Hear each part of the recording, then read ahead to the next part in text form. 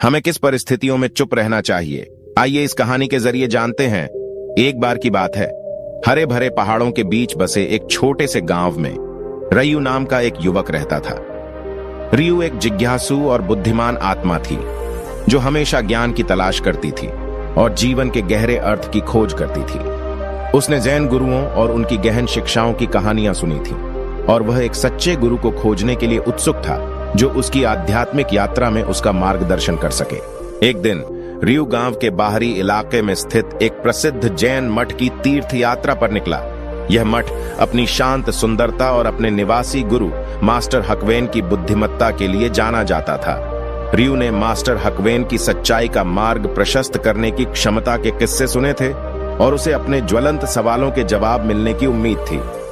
जैसे ही रियू मठ के द्वार पर पहुंचा, एक भिक्षु ने उसका स्वागत किया जो उसे ध्यान कक्ष में ले गया।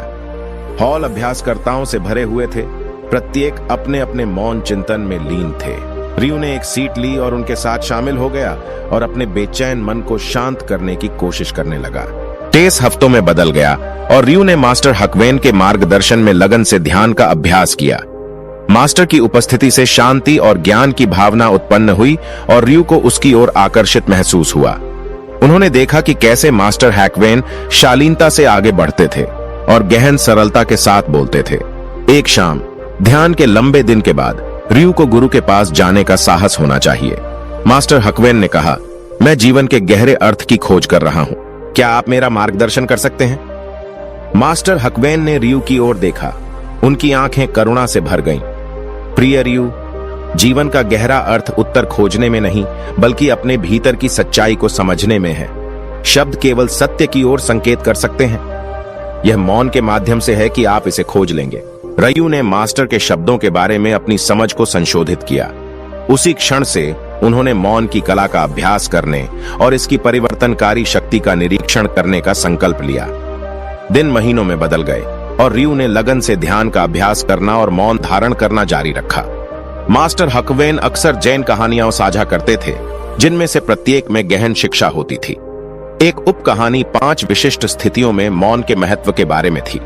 रियू, मास्टर ने शुरुआत की, ऐसी 5 स्थितियां हैं जब व्यक्ति को हमेशा चुप रहना चाहिए।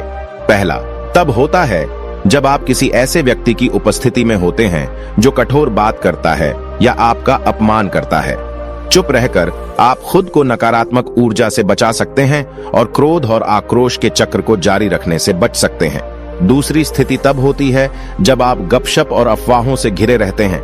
मौन का चयन करके आप झूठ फैलाने में भाग लेने से बचते हैं और अपने आसपास के लोगों की शांति और सद्भाव में योगदान करते हैं।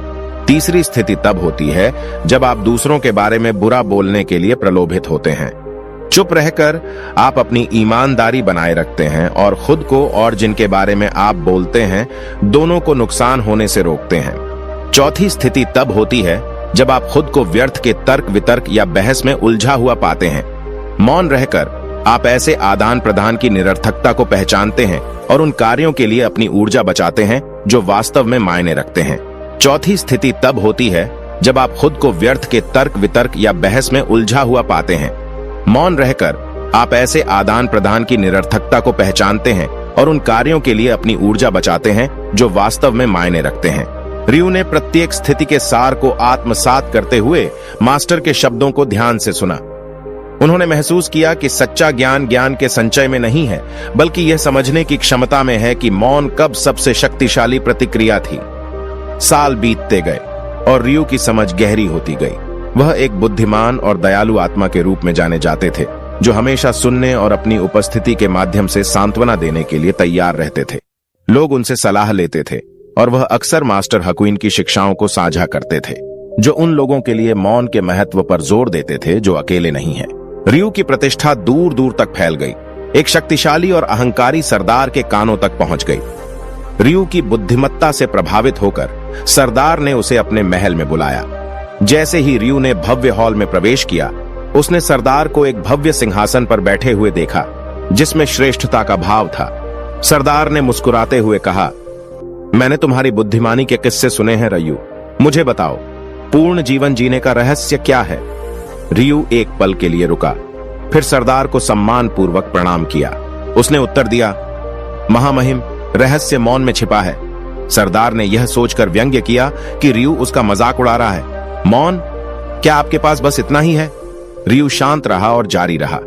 महामहिम, जीवन में 5 परिस्थितियां ऐसी होती हैं जहां मौन बड़ी शक्ति रखता है।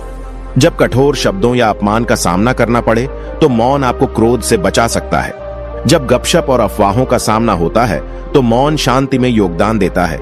जब दूसरों के बारे में बुरा बोलने का प्रलोभन हो तो मौन सत्यनिष्ठा को बरकरार रखता है।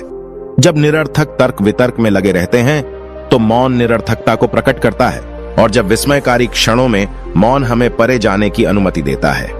रियू के शब्दों पर विचार करते हुए सरदार चुप हो गया। 5 स्थितियों का ज्ञान उनके भीतर गहराई से प्रतिध्वनित हुआ और उन्हें अपने जीवन और अपने आसपास के लोगों के जीवन को बदलने के लिए मौन की शक्ति का एहसास हुआ।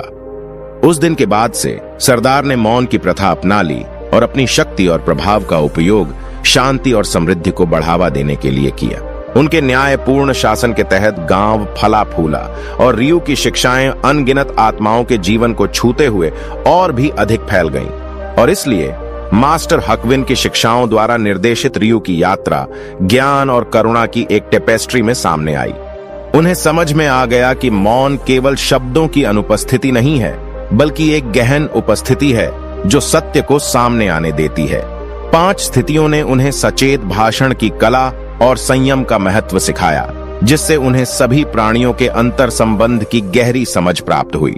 इस लेंस कहानी में मौन का ज्ञान हमें याद दिलाता है कि सच्ची समझ हमारे द्वारा बोले गए शब्दों में नहीं, बल्कि शांति के उन क्षणों में निहित है जिन्हें हम अपनाते हैं। मौन की शक्ति सभी के लिए सुलभ है, जो हमें करुणा, शांति और ज्ञानोदय के जीवन की ओर मार्गदर्शन करती है। दोस्तों, आप लोगों का एक सब्सक्राइब हमें दिल से खुशी होती है।